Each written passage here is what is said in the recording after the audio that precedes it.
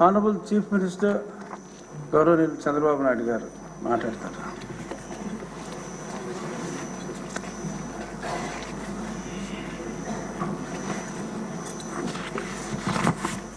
అధ్యక్ష,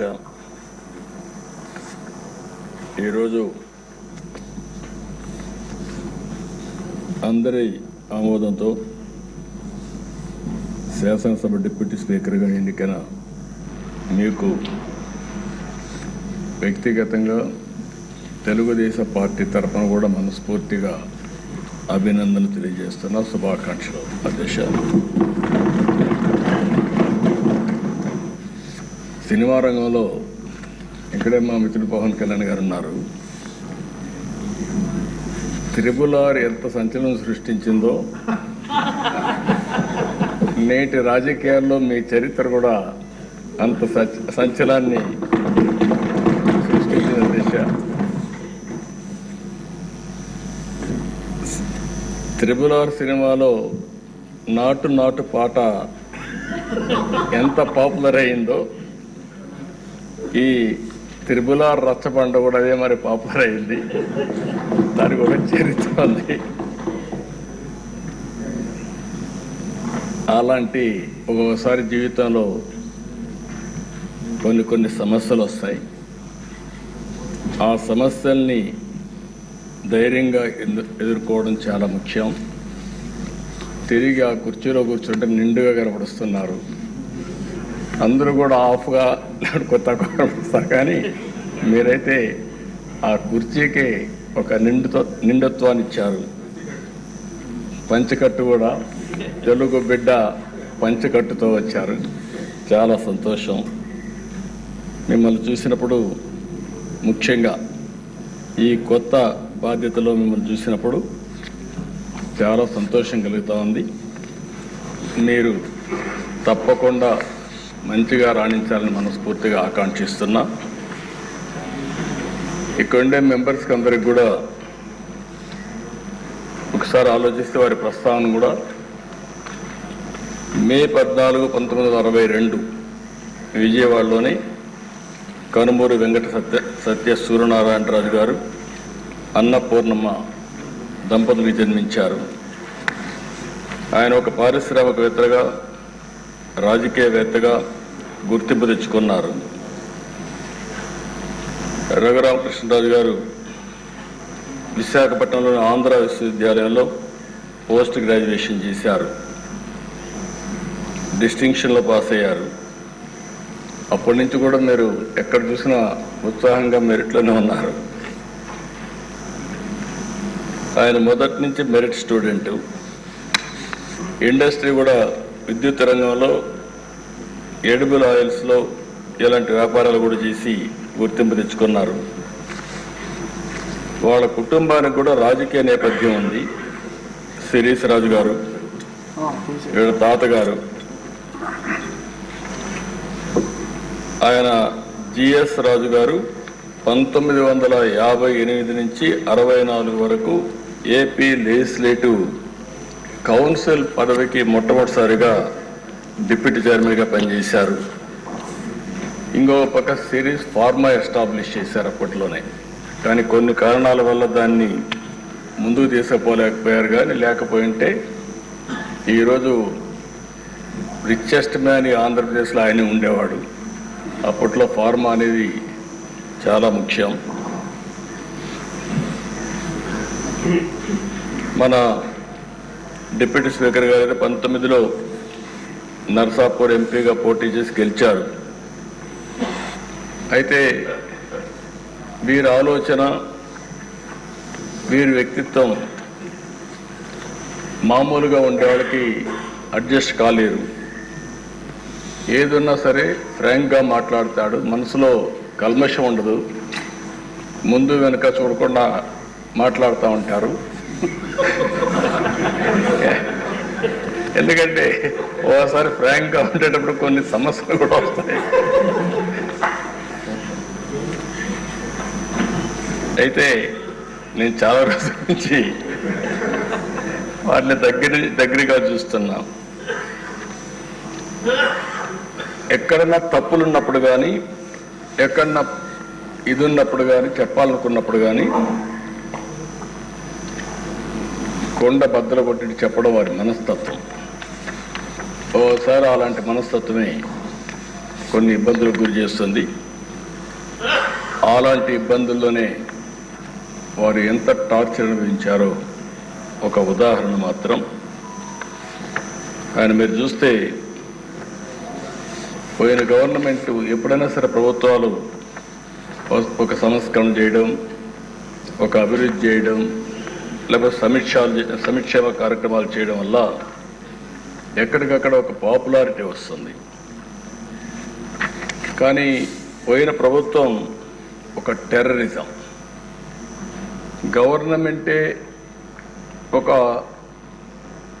టెర్రరిజాన్ని స్పాన్సర్ చేయడం అనేది చాలా దిక్కలు జరగదు. ఏ కొద్ది ఉదాహరణలు మాత్రం మనకు ఉంటాయి.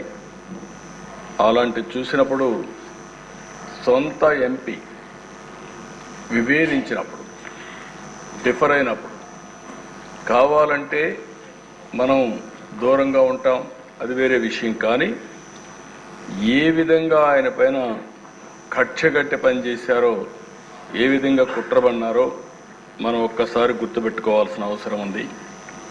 ముందు బెదిరించారు, భయపెట్టాలని చూశారు, కానీ ఏమాత్రం తగ్గలేదు. ఈయన నమ్ముకున్న సిద్ధాంతం ప్రకారం ముందుకు పోయి మాట్లాడే పరిస్థితికి వచ్చారు. అయితే మనం అందరం కూడా చూస్తే అలాంటి సందర్భంలో ఏకపక్షంగా తన సొంత ఎంపీ మీద రాజద్రోహం కేసు నమోదు చేసి, లేని కేసును నమోదు చేసి, ఆయన ఏమి కుట్రలు చేయలేదు, రాజద్రోహం చేయలేదు, లేకపోతే ఏదో పెద్ద ఇచ్చేసిన సందర్భం లేవు, మనందరూ కూడా తెలుసు. రాజద్రోహం కేసు నమోదు చేసి 2021 మే 14వ తేదీన, మే 14వ తారీఖున ఆయన పుట్టినరోజు. ఆ పుట్టినరోజు ఆయన అరెస్ట్ చేసి పైశాచిక ఆనందం పొందాలనే ఉద్దేశంతో ఆయన అరెస్ట్ చేశారు. ఆ రోజు మీరు చూస్తే ఒక ఎంపీ పోలీస్ కస్టడీలో టార్చర్ చేయడం దేశంలోనే ఒక పెద్ద సంచలనమైంది. సిఐడి సీనియర్ అధికారులు, ఐపీఎస్ అధికారులు పోలీస్ కస్టడీలో ఒక ఎంపీని ఇలా హింసించిన సంఘటన భారతదేశ చరిత్రలో, నేను కూడా రాజకీయాల్లో 40 సంవత్సరాల నుంచి ఉన్నా, చాలా సంఘటనలు చూశాను. ఇదే మొదటి సంఘటన, ఇదే ఆఖరి సంఘటన నా అభిప్రాయం. నేను ఎప్పుడు చూడలేదు ఇలాంటి సంఘటన, ఎప్పుడు వినలేదు.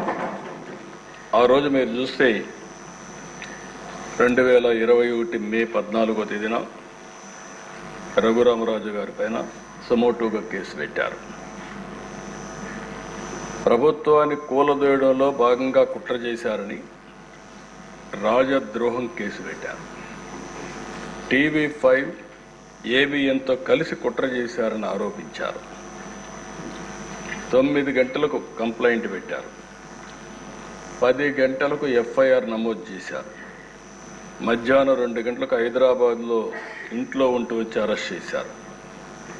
అంటే మీరు గుర్తుపెట్టుకోవాల్సింది, 9 గంటలకు కంప్లైంట్ ఇస్తారు, 10 గంటలకు FIR రిజిస్టర్ చేస్తారు.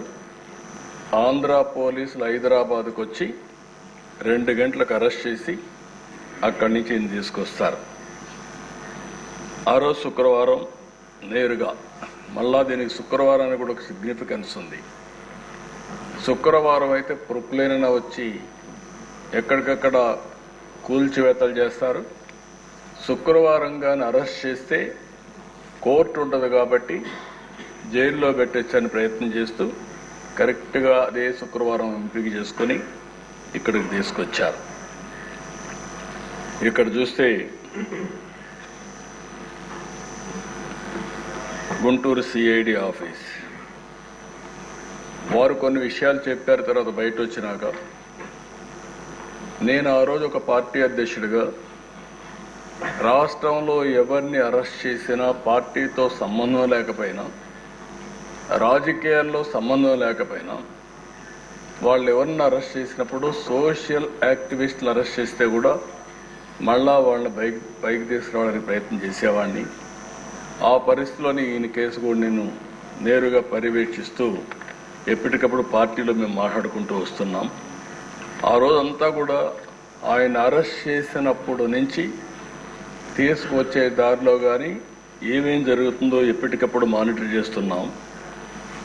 అదే రోజు రాత్రి 5 ముసుగులో వచ్చి ఎంపీ పైన విపరీతంగా, అంటే పోలీస్ కస్టడీలో ఉండేటప్పుడు పోలీసులు వాళ్ళ దగ్గర పెట్టుకున్న రాత్రిలో